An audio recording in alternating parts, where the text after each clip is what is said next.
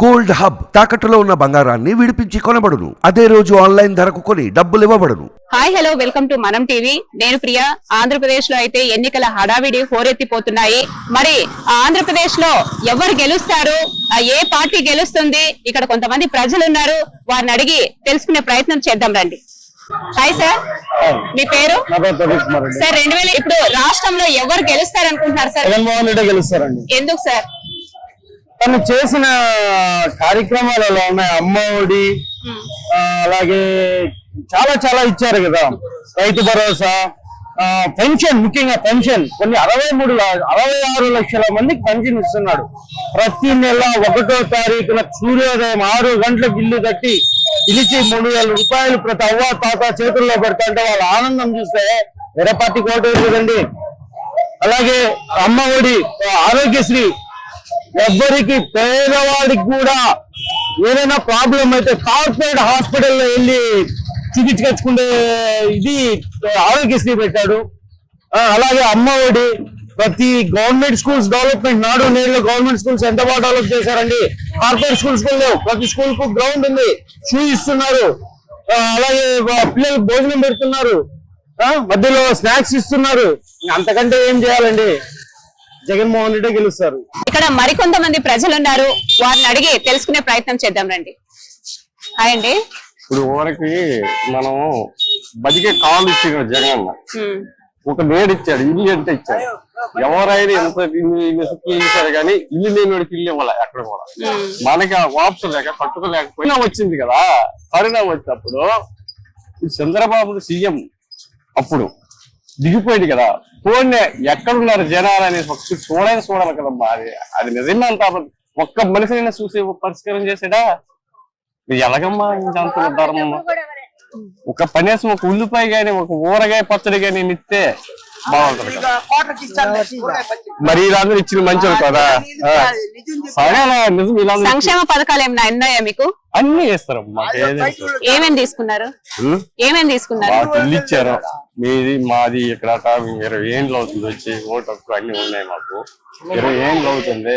ఒకరు ఇంకొకరు మాట్లాడతారు, దీనికోసం మమ్మల్ని ఇబ్బంది పెట్టారు. మేమేం మా సంతోషం మాది, మాకు ఉండేది మేము చెప్పాము. గుడి మెసేజ్ ఇంకెవరు చెప్పి నిలిపించుకోము. మమ్మల్ని ఎక్కువ వేసినా సరే మేము బాధపడతాము. ఎవరు రావాలనుకుంటున్నారు నెక్స్ట్ సీఎం గా? మాకు జగన్ రావాలి. నెక్స్ట్ జగన్ అన్న వస్తే మేము ఇల్లు కట్టుకొని నిలబడతాము, మా కాలు మేము ఉంటాం అనేసి మా కోరిక. మళ్ళీ చంద్రబాబు ఆ ఇల్లు అవ్వము, ఈ ఇల్లు అవ్వము, మాకే రావు. ఇలాగే ఉంటది, బయట మాట్లాడినటువంటి అది మాకు వద్దు. ఇక్కడ మనతో పాటు కొంతమంది మహిళలు ఉన్నారు, వారిని అడిగి తెలుసుకునే ప్రయత్నం చేద్దాం రండి. హాయ్ అమ్మా. మాది శ్రీకాకుళం. శ్రీకాకుళం నుండి మా పాపకి ఇక్కడ సీట్ వచ్చింది, అన్నయ్య సార్ కాలేజీలో సీట్ వచ్చిందని వచ్చాం. పాపకి డబ్బులు పడతాయి అనేసి అన్నారు. ఏ డబ్బులు పడలేదు. నేను కష్టపడి పాపని చదివించుకుంటాను. డబ్బులు అయితే ఏం పడలేదు. పాప బీటెక్ చదువుతుంది, ఫస్ట్ ఇయర్. ఏం పడలేదు అని అడుగుతాను. ఓకే. మా బాబు చదువుతాడు కానీ ఇంకా చిన్న వయసు. మేము కష్టపడి బతకడానికి వచ్చాము. మాకైతే ఇల్లు కట్టుకున్నాము, స్కీమ్ పెట్టాం కానీ మాకు బిల్లు అయితే అవ్వలేదు. మా ఊరు శ్రీకాకుళం, మాది మంగళాపురం.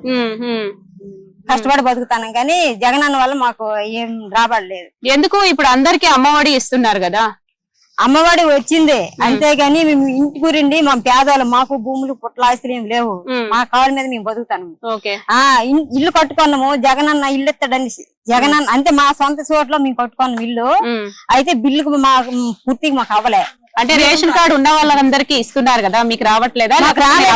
కష్టపడి ఇల్లు కట్టుకున్నాము, అప్పుడే అయిపోయాయి. ఇగో ఈ తిరుపతి వచ్చాము. పాప పైన సీట్ వచ్చింది కదా, ఫస్ట్ ఇయర్ చదువుతుంది పాప. అన్నమయ్య సార్ కాలేజీలో తిరుపతిలోనా. ఫస్ట్ ఇయర్ డబ్బులు పడతాయి అని ఆశ పెట్టారు. డబ్బులు అయితే పడలేదు ఫస్ట్ ఇయర్ కి. ఎందుకని పడలేదు మరి మాకు తెలియాలి. ఓకే. మీకేమైనా సంక్షేమ పథకాలు ఏమైనా అందుతున్నాయా? మాకైతే బాబుకి 17 సంవత్సరాలమ్మా. అమ్మఒడి మాత్రం పడ్డది. పాపకు మాత్రం డబ్బులు పడతాయి అన్నారు ఫస్ట్ ఇయర్ గానీ డబ్బులు పడలేదమ్మా.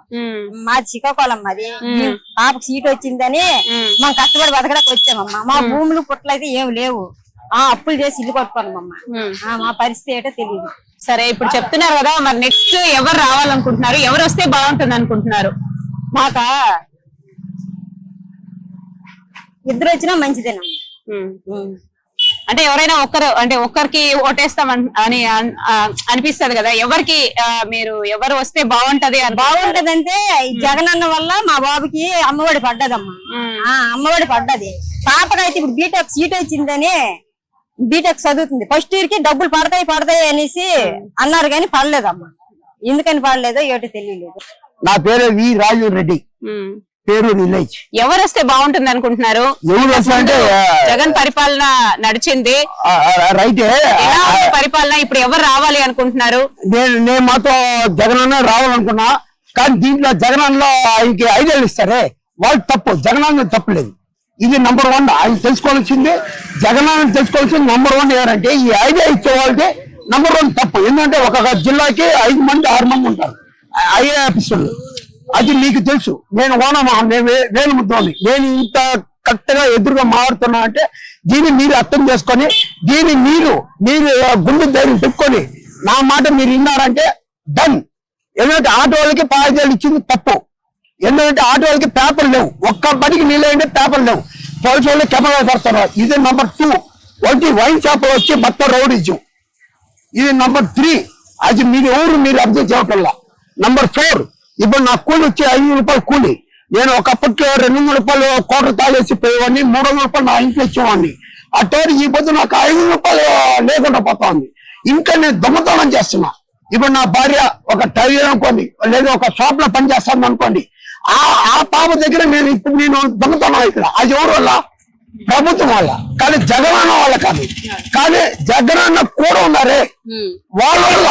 అది జగనన్న తెచ్చుకోవాలనేసి వాళ్ళ అమ్మ వాళ్ళ ఆయన వాళ్ళు నేను ప్రార్థిస్తున్నారు. ఇక్కడ అన్న వల్ల అందరూ చచ్చిపోయారు, కాకపోతే చాలా మంది చచ్చిపోయారు. ప్రతి విలేజ్ లో ఒక్కొక్కడు 10 మంది 20 మంది హ్యాండికాప్ చచ్చిపోయినారు, తాగి చచ్చిపోయినారు. అది ఎవరు వల్ల? జగనన్న. ఆయన మంచోడే, కానీ అందరినీ చూడాలంటే కష్టం. ఆయనతో కూడా ఐడియా ఇస్తారు, ఒక్కొక్క జిల్లాకి ఉంటారు. అది మీరు కానీ మీరు మాత్రం వాస్తవం. కానీ మీరే వాళ్ళ ఈ వైన్ షాప్ వాళ్ళని, ఆటో వాళ్ళని అందరూ వాళ్ళు అంతా బాధపడతారు. ఈరోజు పని లేదు.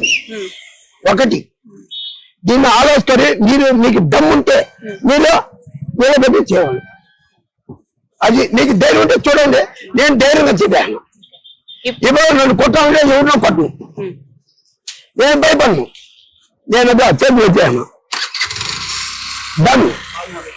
చూశారు కదా, కొంతమంది ఏమో సంక్షేమ పథకాలు అందుతున్నాయి, జగన్మోహన్ రెడ్డి గారే రావాలి అని చెప్తున్నారు. మరికొంతమంది ఏమో విభిన్న అభిప్రాయాలు తెలుపుతున్నారు. ప్రియా, మనం టీవీ, తిరుపతి.